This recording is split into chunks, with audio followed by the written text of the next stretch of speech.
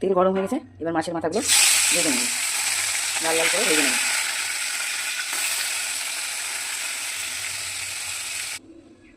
মাছ ভাজা হয়ে গেল, মাছের মাথা ভাজা হয়ে গেলে যে তুলে রাখলাম, তারপরে ওই তেলের মধ্যে 1 চামচ ঘি দিয়ে দিলাম।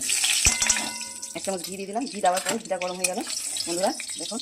তারপরে এটার মধ্যে হচ্ছে এই যে জিরা, গরম মশলা আর হচ্ছে তেজপাতা, শুকনো লঙ্কা ফোড়ন দিয়ে দিলাম। ফোড়ন দিয়ে দিলাম। ফোড়নটা লাল লাল করে ভাজা হয়ে গেলে তার মধ্যে যে পেঁয়াজটা দিয়ে দিলাম। বন্ধু তোমরা পেঁয়াজ দিলেও দিতে পারো, না দিলে নাও দিলে, এরপরে মশলা দিয়ে দিবে, জিরা আদা না। কিন্তু আমি পেঁয়াজ দিলাম। এই পেঁয়াজটা একটু লাল লাল করে ভাজবো, ভেজে তার মধ্যে একটা টমেটো দিয়ে দিলাম।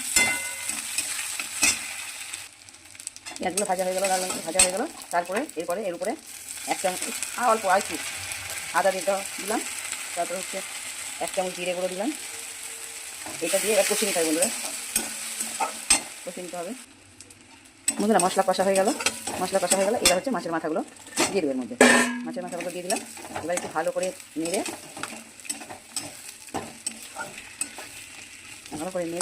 এবার হচ্ছে এই যে ডালটা সেদ্ধ করে রেখেছিলাম, ডালটা সেদ্ধ হয়ে গেছে 2 সিটি দিয়ে। এবার হচ্ছে ডালটা ঢেলে দেবো, ডালটা ঢেলে দিলাম বন্ধুরা। ডাল ঢেলে দিলাম। তারপরে এবার স্বাদ মতো লবণ দিয়ে দিতে হবে। স্বাদ মতো লবণ দিয়ে দিলাম। হলুদ লাগবে দিবে, কিন্তু আমার হলুদ লাগবে না, আমার হলুদ একদম ঠিকঠাক আছে।